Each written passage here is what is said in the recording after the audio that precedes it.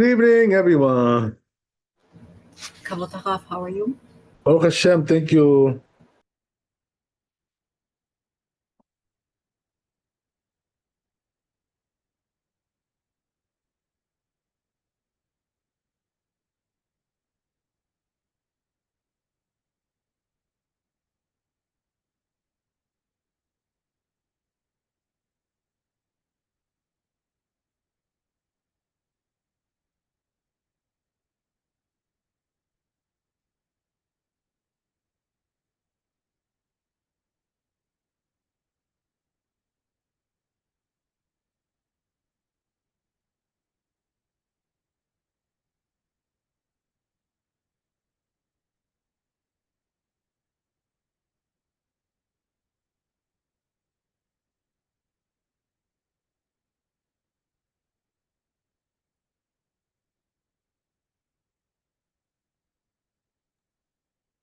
Good evening, Rabbi.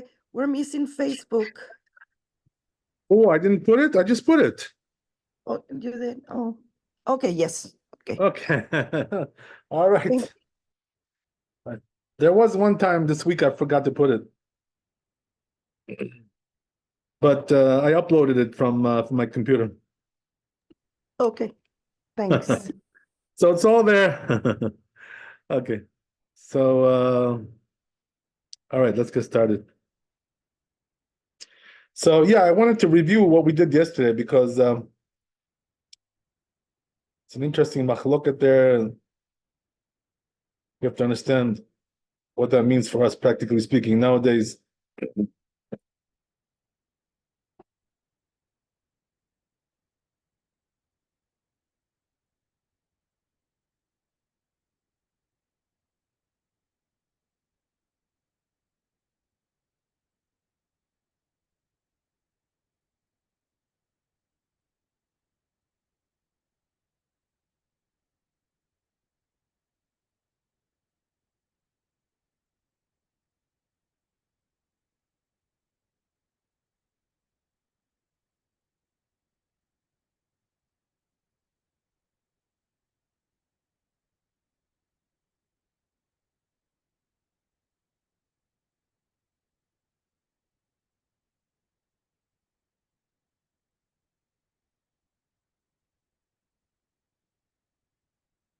Let me do it one more time.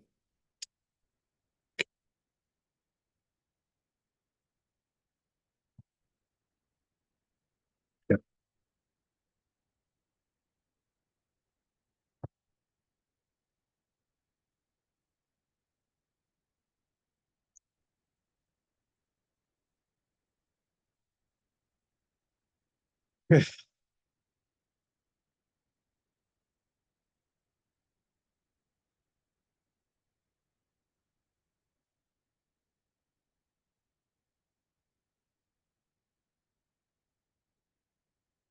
Yeah, so Shulchan Aruch says like this, right? Asur lechabot deleka b'yom tov. As we said, right, that you're not allowed to put out a fire on Yom Tov. Afilu im ro'eh beto shenisaf. Even if he sees the house burning, his house, whatever. Im en sham sakanat nefashot. Unless you have their right danger to life. So just to point out, right, this issue is very important to understand because since most of us live in apartment buildings nowadays, so there is always a life danger involved there. Because if you don't put the fire out, the whole building, could burn down, and people will die. So therefore, the rule is when you have a fire in the apartment building, you have to put it out. Like no matter what, because somebody could easily die or whatever, or many people even. Like we saw what happened in the World Trade Center, right? There was a fire there. That's what happened. So you see from there what a fire can do.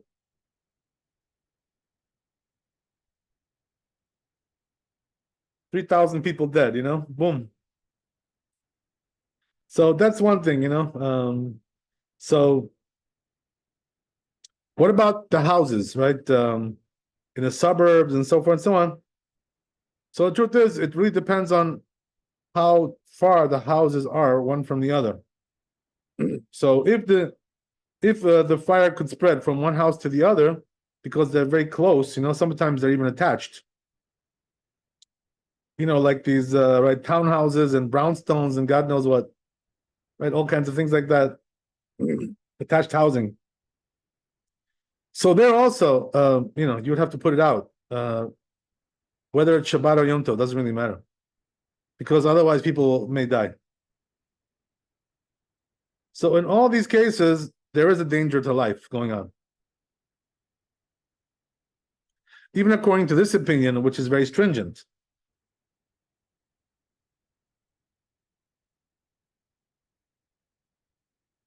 So why is that? Because the sanctity of life takes precedence over, right, keeping Shabbat or keeping Yom Tov. This is the general rule. So that's that. Now he says, right? So that's very important to understand. I remember that's a funny story, my rabbi, Maran. He told us a very, ironic and sad story, about this issue, which is that, there was actually a case in Israel that there was a apartment building, that caught on fire. And so, the people over there, apparently they were religious, so they didn't know what to do. They didn't know if they were allowed to put the fire out or not. So, so what happened was that they had this, in the building there, they had this Rosh Yeshiva, right, these Rosh Yeshivas, they're like, they're scholars, but they're not so learned in halakha, They know more about Talmud, right? So they're Talmudic scholars, whatever, right? So that's their forte, So they, he's like the rabbi of the building, So they all go to him and they say, Rabbi, can we put the fire out or not? So this rabbi, unfortunately, he didn't know halakha so good. So therefore he told him it's not allowed to put it out.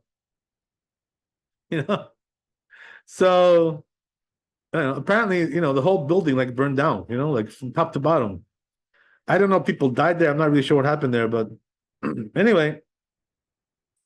Right, so they asked him, after the whole episode, they asked this rabbi, this Rosh Yeshiva, they asked him, they said, what, don't you know that, for the sake of, life, there's life at stake, pikuach nefesh, so, but don't you know that you're supposed to put it out? So he says, yeah, he says, it says it's true, but he says, I know it says that, whatever. So he says, but I had that question, about this, that I wasn't able to solve the problem, in my mind, about the issue of putting out a fire. So he says, because I couldn't answer the question, he says, I couldn't tell them to do it. So, so when the rabbi heard about this, my rabbi, he made like a, sarcastic joke about this. He says, what, just because, of your question, you can't answer your question, you let the whole building burn down? What's So, it's a good moral story, to teach you several things you learn from this story. One is that, every rabbi should know some halakha, It's not enough just to learn Talmud. No, you have to also learn Shulchan Aruch, Bet Yosef, You gotta, that's one thing, right? The other thing is that they call it, it's true, everybody should learn halakha, that's one. But the other thing is also that, if you don't know what you're doing, and so you shouldn't, you shouldn't take the responsibility on your shoulders. Call a posek. Somebody's a posek, and let him decide. I mean, whatever, what to do, whatever, something like that, right? So in other words, it's a very important thing that people have to realize this. Learning halakha is a very important thing. You got to know halakha. Yeah?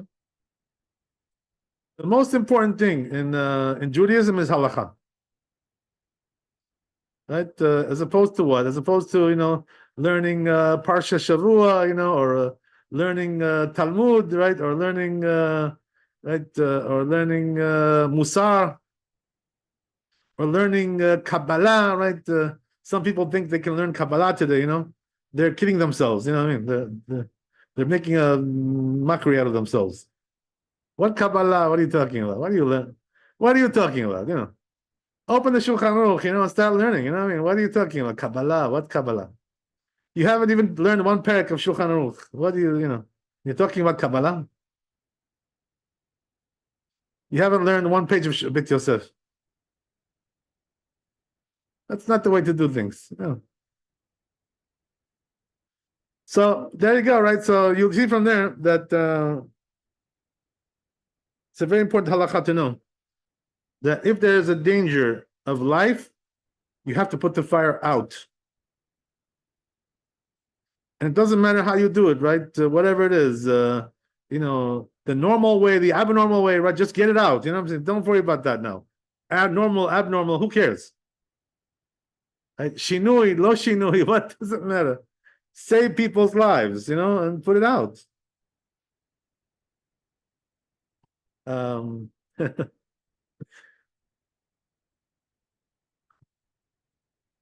And also, another important thing to know is that even if it's a safek, right? In other words, we're not sure if it'll kill somebody, but it could be that somebody will die. Whatever it is, right? There's a doubt, some percentage of the chance. You have to be stringent, and put it out, no matter what. Saving a life comes first.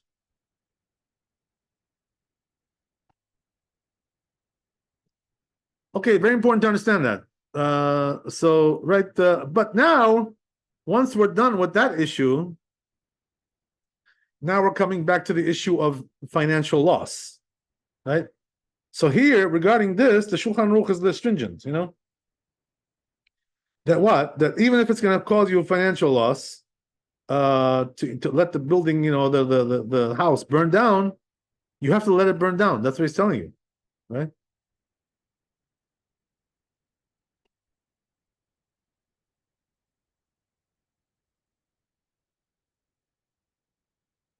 So financial loss doesn't overpower this prohibition. But here's the thing, right? Now let's get into something a little bit more intricate, right? What about if you can put it out in an indirect manner, right? For instance, let's say you can put it out by way of grama, indirect causation. That's one thing, right? What about if you can put it out by way of calling a goy, right? Let the goy do it, right? So are you allowed to do it like that? Or, right, another possibility is you do it with a shinui. So you have, right, grama, you have shinui, and you have telling a goy, right? Are you allowed to do all these things? So the truth is, if I'm not mistaken, all these things are allowed, to do. You should be able to. You can use a Shabbos goy or Shabbat goy to turn down your plata or your blech. Right, right. It's true. Why wouldn't you be able to have them? And I'm sorry. What did you say to turn down? What was that again? The blech or the plata. We call it plata. Ashkenazim. Right. I've seen from Jews calling it a Shabbat. Right. No, the blech is the thing that they put on the stove. Right, but when their blech that metal plate, hot, when their blech is too hot, they can call in a goy to turn it down. Right. Yes. Right? Yeah, I agree with you 100%. So if they can do that, why would they not be able to? It would stand to reason. I mean, I would think that also if the house is burning down, they could. And I think that actually it's in the halacha. I'm interested. I think you're right, and so I think that all these three methods will work out. And I know there was something just- about like yeah. you can pour water to like where the fire is going so that it's like, you're Right, not on the fire, that's grammar, right? That's grammar. Yeah. right? So Okay. yeah. So I mean, it So seems all like these three things should work fine. In fact, this issue of putting out a fire with grama is brought down in the laws of Shabbat. Yeah. And also all the more so, right, when it comes to Yom Tov. So indirect causation is one thing. As we said, right, these three things are, they should be okay. So why am I telling you all this? If you call the fire department, right, which is usually goyim, that should do the job. You know what I mean? So call the fire department. They're the experts. They know how to do it. They know how to do it much better than you. So let them do the job. And finish it with that. Right, but the only problem is, that in Israel, right, probably most of the firefighters are Jewish, right? That's the thing. So it's not exactly the same as in America, where most of them are goyim, not exactly the same thing. Okay. But didn't we talk about that when we were talking about like people who work in the hospitals or whatever and they have to work on Shabbat? Okay, and therefore what? Well, I mean, so if you're living in a Jew where it's like all Jews, at some point, somebody has to take care of patients, even if it's a skeleton crew, right? Yeah, because there's a danger to life there, Wouldn't that be the same Right. thing for the fire brigade? Yeah, as Paramedic? we said, when there's danger to life, you can do it even yourself. Okay. You know what I mean? All the more so you can call the fire department.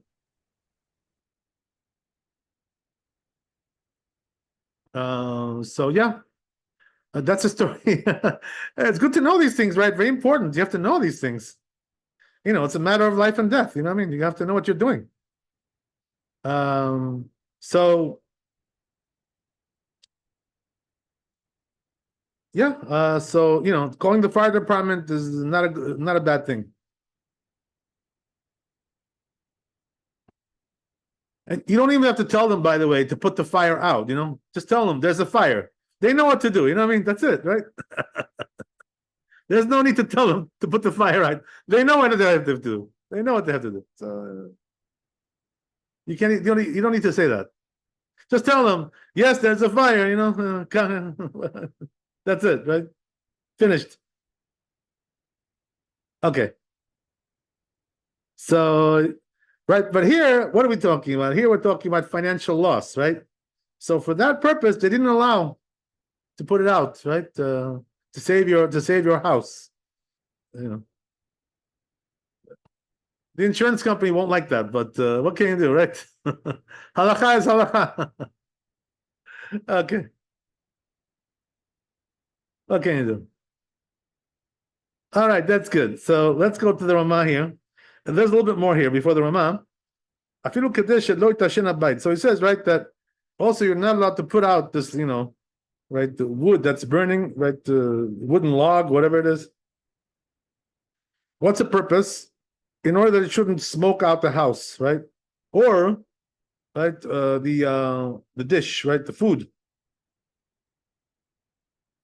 So it seems like that Maran, right, the Shulchan Aruch here is telling you that even to save your food, you're not allowed to do it.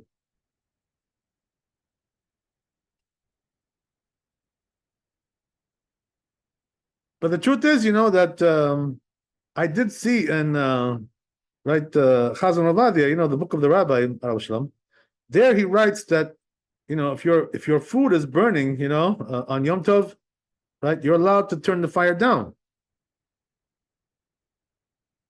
in order that it shouldn't burn, right?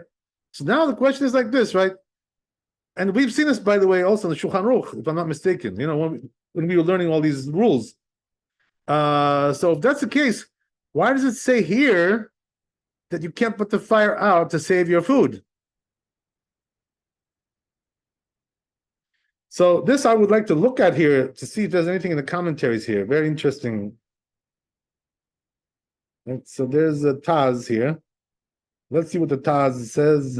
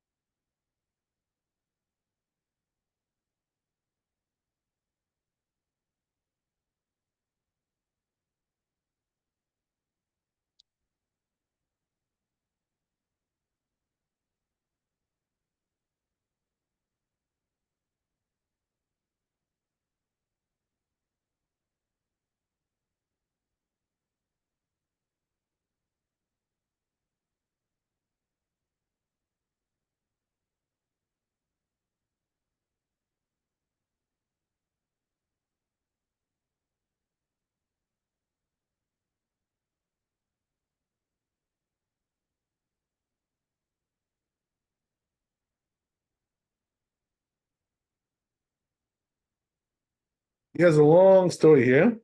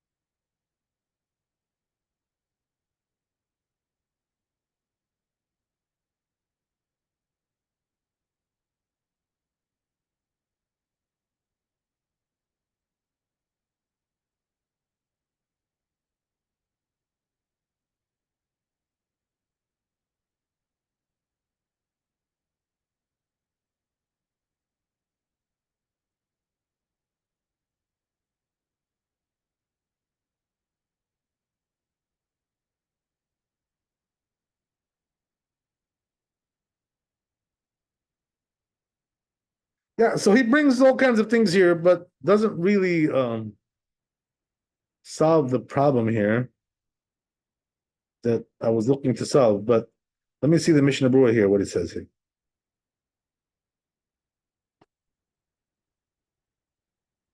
I think we already saw this yesterday, but let me take a look at it again.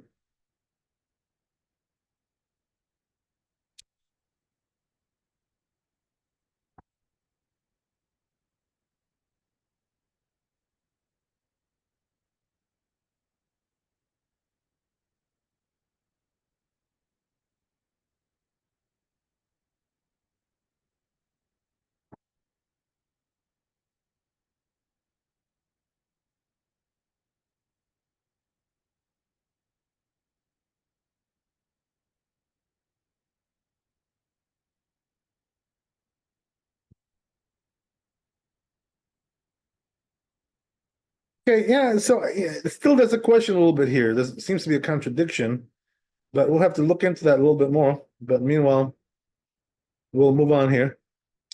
Let me see, there's also here Biur Halacha. Let me see what it says in Biur Halacha.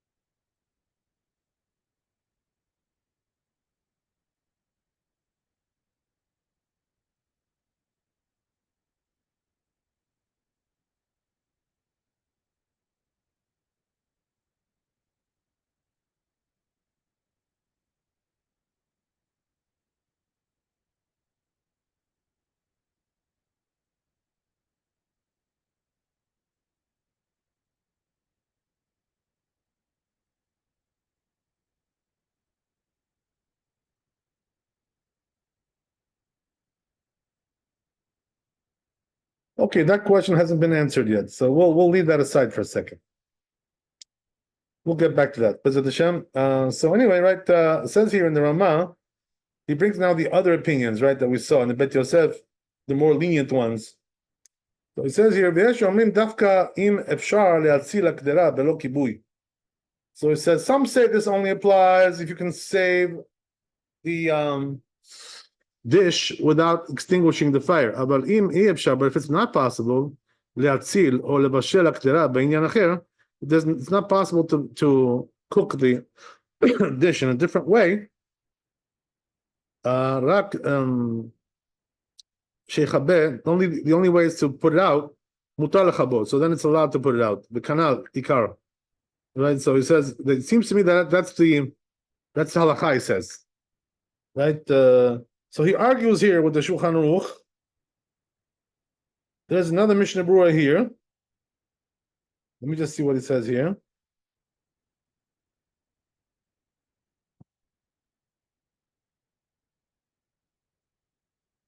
Yeah, so the a lot of later authorities seem to agree with the Ramah. Okay, that's very interesting. Okay, we got to check that a little bit more, but anyway. So then he goes on.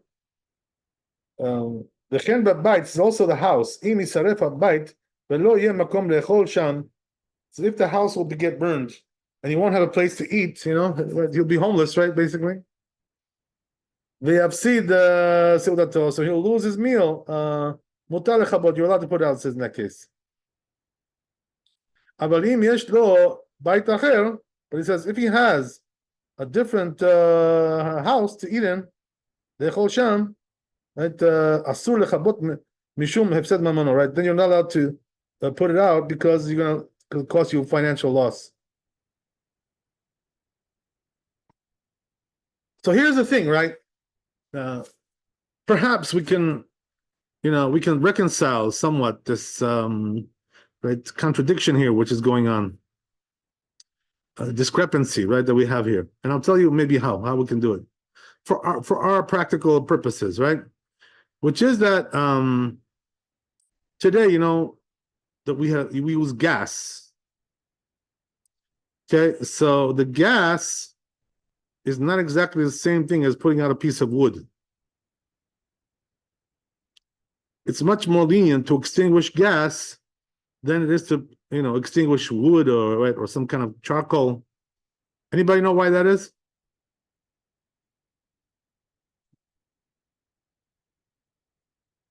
So I'll tell you why. Have anything to do with the pilot light? You're not really putting it totally out?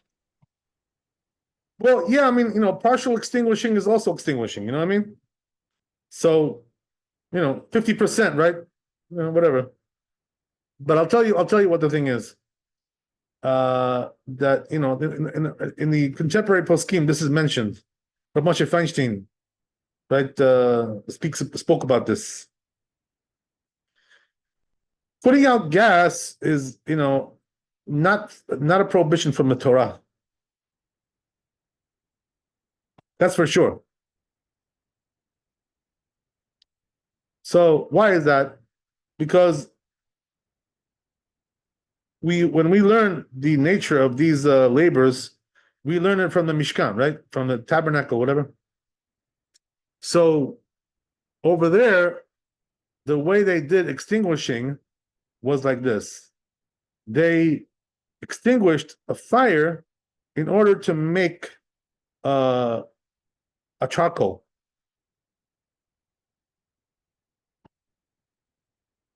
So what does that mean? The purpose of extinguishing is for the sake of lighting it again, next time. So like an example would be, right, let's say, with your candles, right, Shabbat candles, you light it like before Shabbat, and the purpose, and you put it out. Why is that? Because next time when you light it right before Shabbat, it's going to be easier to light it. So if that's your purpose, then the extinguishing is from the Torah. But, right, when your purpose is not that, to make a charcoal, or to prepare a wick, right, for future usage. So then, if that's not the purpose, there's no prohibition from the Torah, according to, right, the prevailing opinion. So there is a Gemara in Masechet Shabbat, Mem Bet Amud Aleph, right? It says over there, talks about that there is a fire, right? But the object which is burning is not wood, it's metal, right? It's a burning piece of metal. So there is quite a difference between, burning metal and burning wood. You understand what I'm saying? In other words, when you burn wood, you're leaving charcoal. When you burn metal, you're not leaving any charcoal.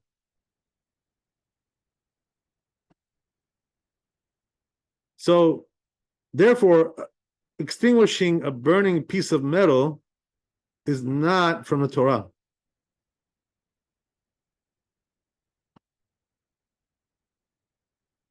So therefore, right, says the Gemara there in Masechet Shabbat, that if you put out this, right, piece of metal, which is burning, you transgress from the rabbis, but not from the Torah.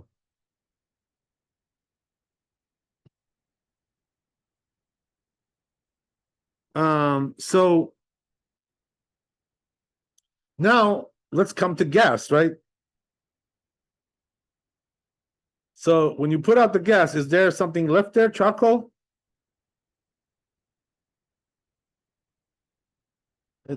Obviously not. There's nothing left.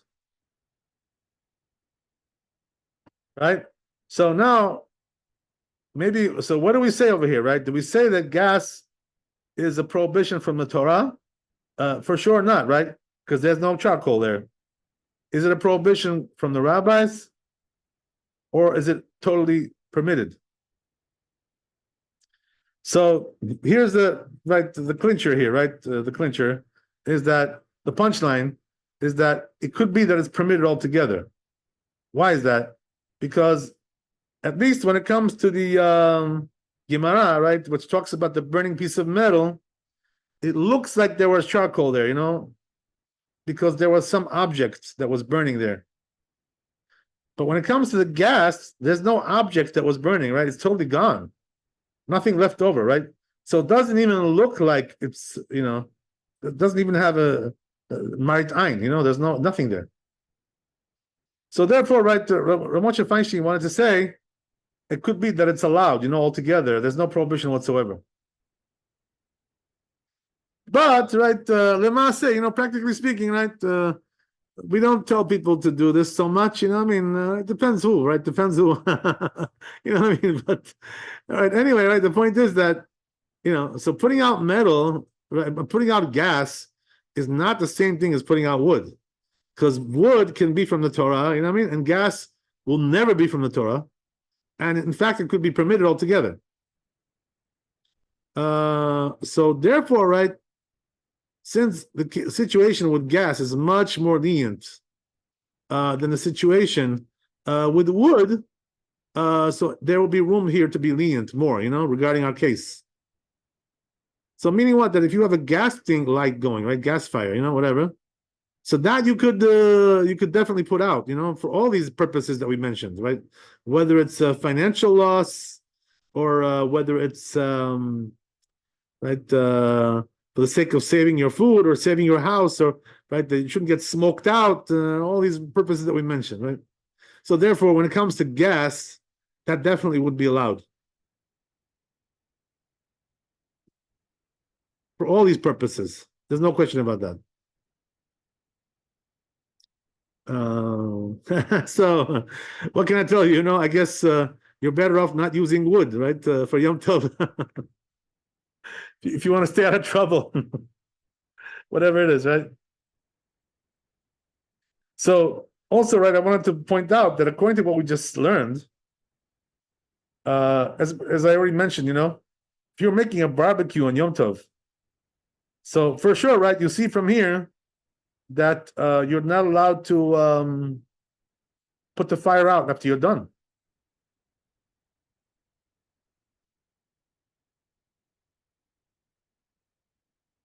So you gotta let it go by itself. You can't put it out. Because there's no real purpose there, except that maybe you want to save your charcoals for next time. I don't know, like God knows what, right? We're definitely not going to allow that.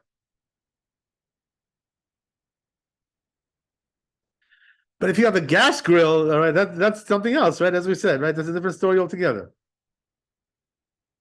So therefore, right, if a person is a wise man and he wants to stay out of trouble when it comes to these things, what should he do, right? First of all, number one, use gas, right? Don't use wood. Right? Okay, well, that's okay. That's all right. Most people don't use wood anyway these days, right? Nowadays, except when you're doing a barbecue, maybe, right? That's something else. But so if you do it, if you want to have like a safe bet, right, with this issue, what do? Number one, right, you tell a goy to do it. Do it with a shinui. Do it with grama, right? All these things. And also, you have even a bonus, right? When you're using gas, which is even more lenient, So if you do like a couple of these right solutions, you're pretty safe there. That would be the way to solve the problem, So we do have solutions here, we have lots of things that we can do.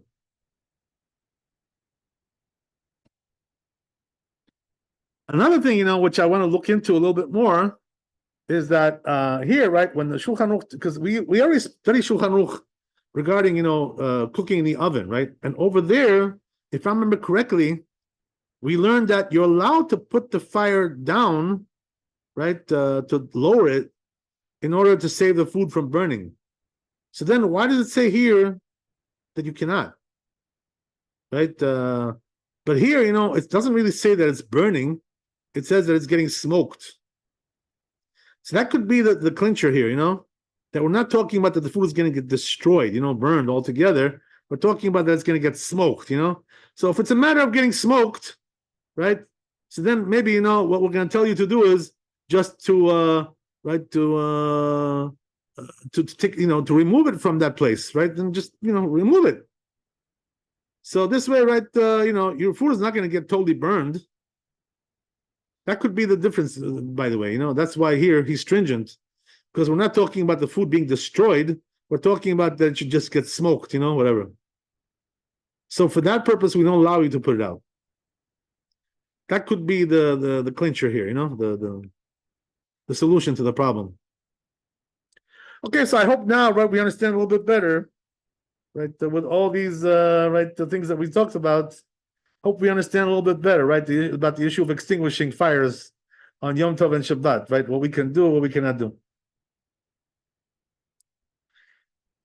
They say, by the way, because of this, Rabbi Moshe Feinstein, Alav Shalom, he allowed, like, there was some old lady, who came to ask him a question, so her question was, right, could I put out the gas, right, on Shabbat, So apparently, right, the story goes, Rabbi Moshe Feinstein allowed her to do this, right? Why is that? Because, she was old, whatever, she had issues, whatever. But as we said, right, because gas is not really, for sure it's not from the Torah, the prohibition there. Could be there's not even prohibition from the rabbis. So therefore, Rabbi Moshe Feinstein was very lenient about that. But if you want to be on the safe side, right, what you do is like this, put out the gas with a shinui, and then you're really, really safe, right? 100%. No problem. Kabotarav, how do you put gas with a shinui? Do it with your elbow. Oh, okay. Right? Something like that, right? Be creative, Yeah, there's all kinds of ways, Okay,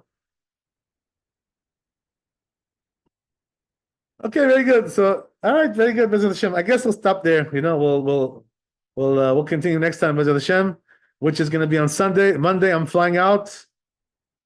So, Bezrat Hashem, I should have Wi-Fi there, in my hotel.